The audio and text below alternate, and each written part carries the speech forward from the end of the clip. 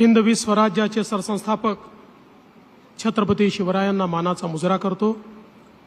भारतीय राज्यघटनेचे शिल्पकार भारतरत्न डॉक्टर बाबासाहेब आंबेडकर यांना मानवंदना अर्पित करतो। आज तिसऱ्या विश्व मराठी संमेलनामध्ये ज्यांनी नुकतंच आपल्याला मार्गदर्शन केलं आणि ज्यांच्या नेतृत्वात विश्व मराठी संमेलन या महाराष्ट्रामध्ये आपण सुरू केलं ते आमचे सहकारी उपमुख्यमंत्री माननीय एकनाथराव शिंदेजी,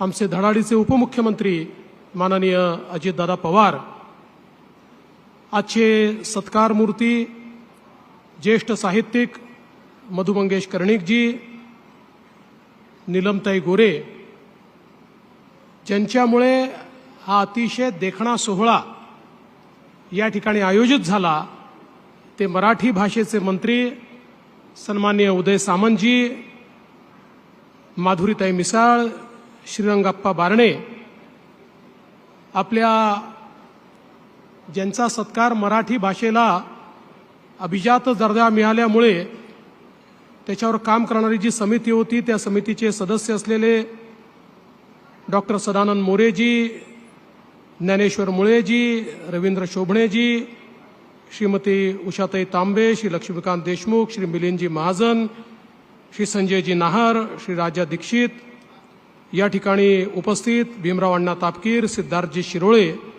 वेदमणी तिवारी, बापूसाहेब पठारे, सुरेशजी गोसावी, राजेशजी पांडे, अविनाशजी आगलावे, या विभागाच्या अप्पर मुख्य सचिव श्रीमती मनीषा म्हैसकर, या ठिकाणी उपस्थित जिल्हाधिकारी, मनपा आयुक्त, सर्व ज्येष्ठ अधिकारी आणि महाराष्ट्रातून, भारतातून आणि जगभरातून आलेल्या माझ्या वैश्विक मराठी भगिनी आणि बंधूंनो, आज तिसऱ्या विश्व मराठी संमेलनामध्ये आपल्या सर्वांचं मनपूर्वक स्वागत करताना मला अतिशय आनंद होतो आहे आणि विशेषतः माय मराठीवर प्रेम करणारे आणि परदेशातनं जे लोक या ठिकाणी आलेले आहेत त्यांचं विशेष स्वागत आणि अभिनंदन या निमित्ताने मी करतो। मी उदयजी तुमचे आभार मानतो की तुम्ही विश्व मराठी संमेलनाला मुंबईतून पुण्यामध्ये आणलं।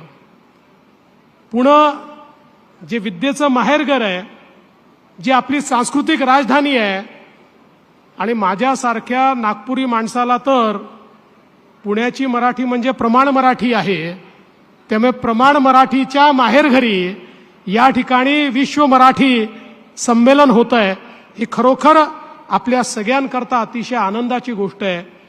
आणि त्याचवेळी ज्याचा उल्लेख सर्व पूर्व वक्त्यांनी केला, मराठी भाषेला अभिजात दर्जा मिळाल्यानंतरचं हे पहिलं संमेलन आहे, याचा आपल्या सर्वांना आनंद आहे। आणि म्हणून मी देखील त्यानिमित्ताने माननीय देशाचे प्रधानमंत्री श्री नरेंद्र मोदीजी यांचे मनापासून आभार मानतो। खरं म्हणजे अभिजात मराठी हीच संकल्पना देखील या संमेलनाची आपण या ठिकाणी घेतलेली आहे। आणि आज या निमित्ताने आपण मधु मंगेश कर्णिकजींचा देखील सत्कार केलेला आहे। भारत सरकारनेही त्यांना पद्मश्री यापूर्वीच दिलेली आहे। कथा, कादंबरी, ललित, कविता, नाटक, चरित्र, आत्मचरित्र, सगळ्या गोष्टी, साहित्याचे सर्व प्रकार ज्या व्यक्तींनी निर्माण केले, असं सृजनशील व्यक्तिमत्व 4थ्या वर्षी साहित्याची निर्मिती सुरू केली आणि आता नाबाद 93 आहेत, अशा प्रकारचे मधु मंगेश कर्णिक हे खऱ्या अर्थानं आमच्या मराठीला समृद्ध करणारे आहेत। आणि म्हणून त्यांचा सत्कार करताना खरोखर मला असं वाटतं की आपल्या सर्वांना अतिशय आनंद या ठिकाणी होतो। आज मला याही गोष्टीचा आनंद आहे की जे कवी संमेलन इथे होणार आहे त्यात आपल्या बेळगाव निपाणीहून देखील आमचे मराठी कवी या ठिकाणी काव्यपाठ करण्याकरता येणार आहेत। त्यामुळे आपली जी भावना आहे मराठी माणसाच्या पाठीशी भक्कमपणे उभं राहण्याची, ती भावना निश्चितपणे यातनं एक प्रकारे आपल्या समोर येते आहे। आणि आज यासोबत आपल्या बालगंधर्वमध्ये सागरा प्राण तळमळला हा कार्यक्रम देखील होणार आहे. खरं म्हणजे जेव्हा आपण मराठीचा विचार करतो त्यावेळी स्वातंत्र्यवीर सावरकरांशिवाय मराठीचा विचार आपण करू शकत नाही. कारण स्वातंत्र्यवीर सावरकरांनी या माय मराठीला जी शब्दांची माया दिली, जो शब्दकोश त्यांनी दिला, जो शब्दांचा खजिना त्यांनी दिला, त्यामुळे निश्चितपणे मला असं वाटतं की हा कार्यक्रम देखील अतिशय चांगला आणि महत्त्वपूर्ण अशा प्रकारचा कार्यक्रम आहे. कालच दिल्लीमध्ये होणाऱ्या अखिल भारतीय साहित्य संमेलनाचं कार्यालयाचं उद्घाटन मी केलं आणि स्वातंत्र्याच्या नंतर तर साहित्य संमेलन झालं, पण महाराष्ट्राच्या निर्मितीनंतर पहिल्यांदा दिल्लीला अखिल भारतीय साहित्य संमेलन होत आहे. ही देखील मला असं वाटतं अतिशय आनंदाची गोष्ट आहे आणि त्याचं देखील उद्घाटन काल करण्याची संधी मिळाली आणि आज आता या ठिकाणी उद्घाटनाकरता मी आलो. मला असं वाटतं की अतिशय भाग्यवान मी या ठिकाणी स्वतःला समजतो. खरं तर मगाशी उदय सामंतजी सांगत होते की काही ना काही लोकांनी वाद तयार केला, काही कोणी प्रश्न उपस्थित केले. तर उदयजी, तुम्हाला मी सांगू इच्छितो की साहित्य संमेलन असो, नाट्य संमेलन असो, विश्व मराठी संमेलन असो, वाद निर्माण झाला नाही तर ते मराठी संमेलन होऊच शकत नाही. वाद निर्माण करणं हा आपला स्थायी भाव आहे. कारण आपण संवेदनशील लोक आहोत, आपण इमोशनल लोक आहोत. त्यामुळे वाद विवाद प्रतिवाद हा झालाच पाहिजे. यातनंच खऱ्या अर्थानं मंथन होऊ शकतं. आणि हे मी म्हणत नाही, एक कुवलय माला नावाचं 8व्या शतकात लिहिलेलं पुस्तक आहे. या पुस्तकामध्ये 8व्या शतकामध्ये मराठी माणसाचे वेगवेगळे गुण आणि काही अवगुण देखील सांगितलेले आहेत.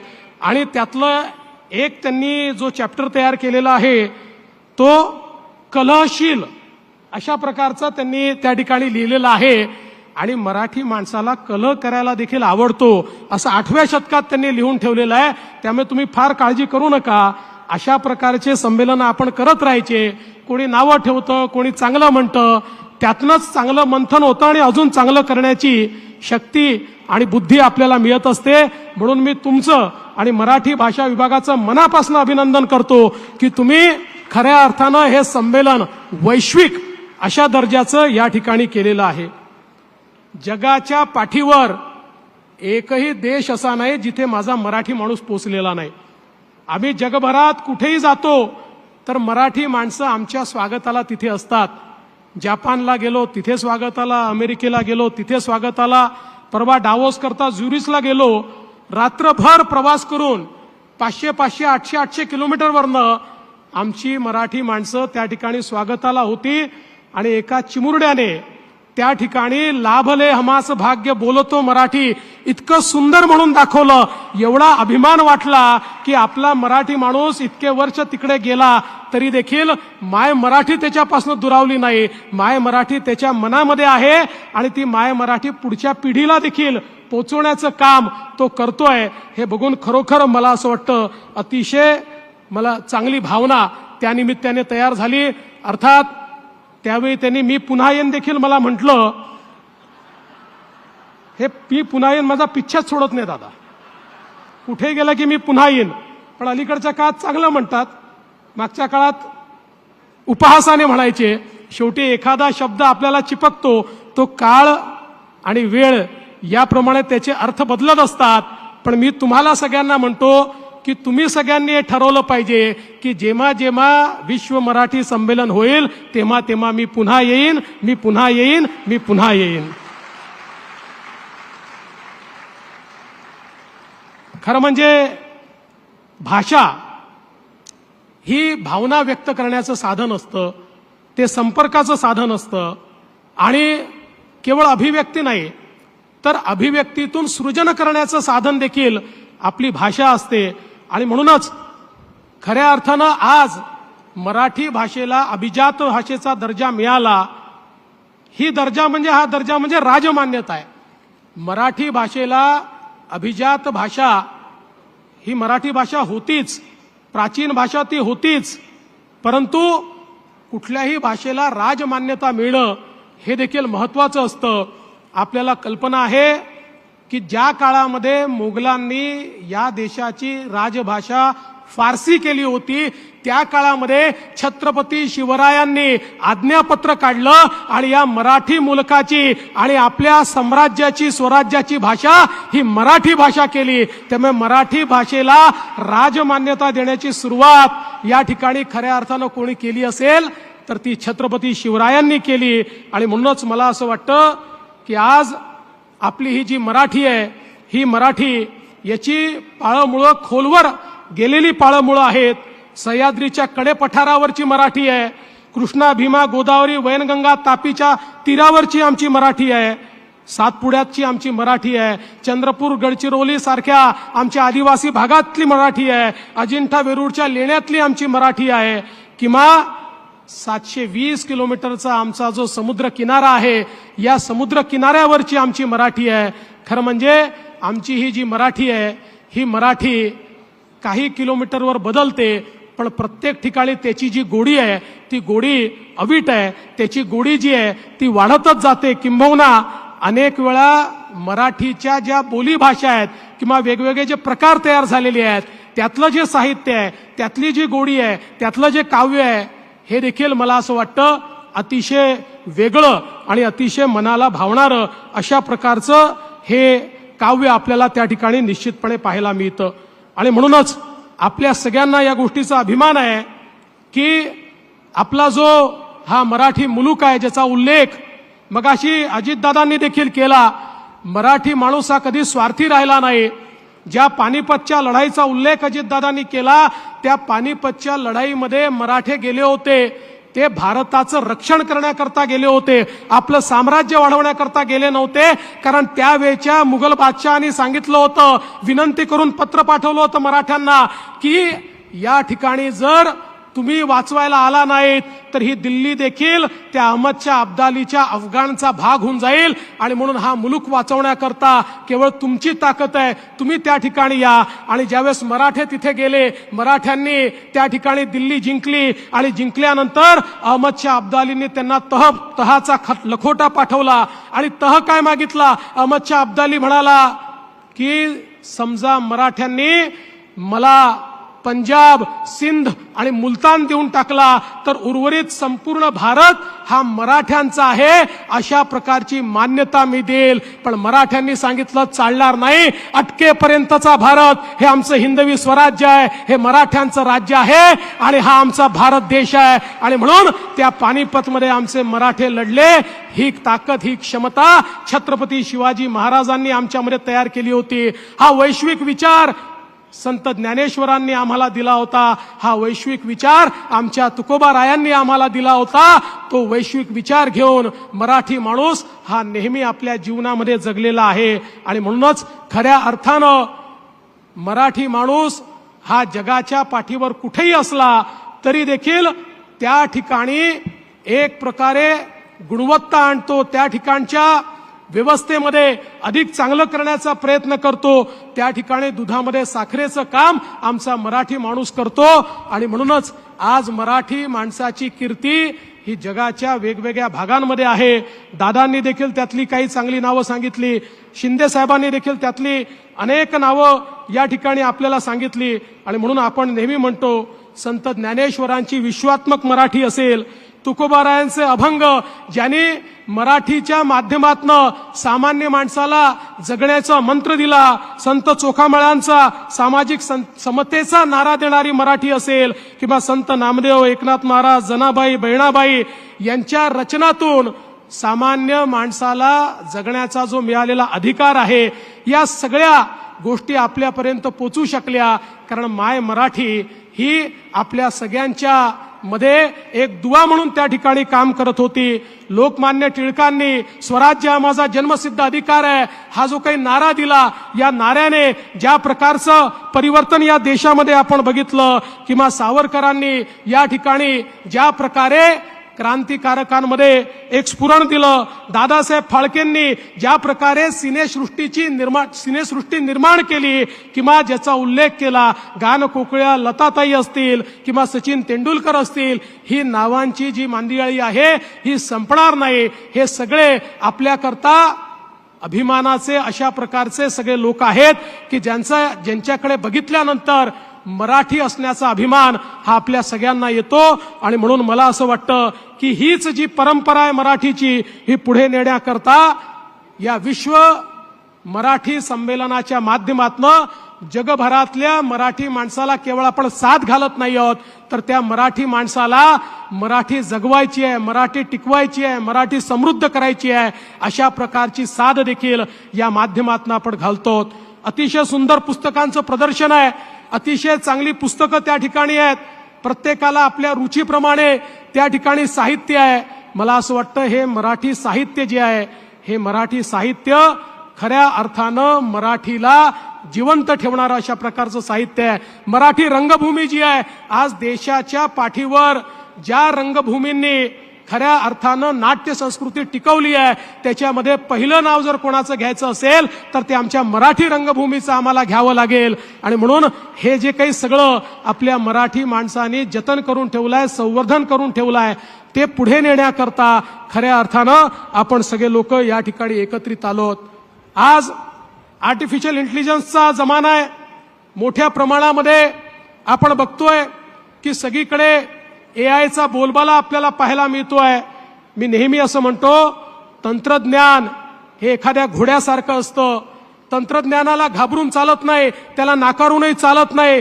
तंत्रज्ञान हे घोड्याप्रमाणे असतं, त्याच्यावर मान ठोकून बसायची असते आणि तंत्रज्ञानाचा उपयोग हा आपल्या प्रचार आणि प्रसारासाठी करायचा असतो. मला असं वाटतं की मराठीला ज्ञानभाषेमध्ये परिवर्तित करण्याचा प्रयत्न आपण करतोय. पण आज ज्यावेळी आर्टिफिशियल इंटेलिजन्सच्या युगामध्ये आपण आहोत, विचार करा, या आर्टिफिशियल इंटेलिजन्सच्या युगामध्ये जर आपण या ठिकाणी स्मॉल लँग्वेज मॉडेलमध्ये आपल्या सगळ्या साहित्यिकांचं साहित्य टाकलं आणि त्याचं मॉडेल तयार केलं, तर विचार करा, येणाऱ्या पिढीकरता ज्याप्रमाणे आज आमची पिढी ChatGPTला प्रश्न विचारते, तसा एखादा प्रश्न जर या मॉडेलला विचारला तर मधु मंगेश कर्णिकांनी काय लिहिलंय या संदर्भातली सगळी माहिती पण मिळू शकेल आणि त्यांचं जे या ठिकाणी साहित्य आहे ते पण मिळू शकेल. आणि म्हणून मी मराठी भाषा विभागाला विनंती करतो की मराठी भाषा विभागाने पहिल्यांदा हा प्रयोग करावा आणि या माध्यमातून आर्टिफिशियल इंटेलिजन्सचा उपयोग करून, मागच्या काळामध्ये आपण वेबसाईट तयार करायचो, वेबसाईटवर सर्व साहित्य टाकायचो, आता तो जमाना गेला. आता आर्टिफिशियल इंटेलिजन्सचा जमाना आहे.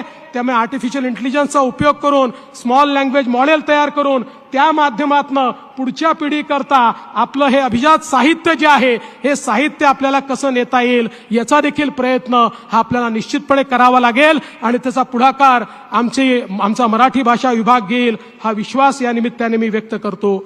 आज खरं म्हणजे अधिक बोलण्याचं कारण नाही, मला अतिशय आनंद आहे. आपण सगळे लोक या ठिकाणी एकत्रित आहोत आणि अजितदादांनी देखील एक या ठिकाणी अपेक्षा व्यक्त केली आहे की पुढच्या 5 वर्षातलं एखादं संमेलन हे परदेशात घेतलं पाहिजे.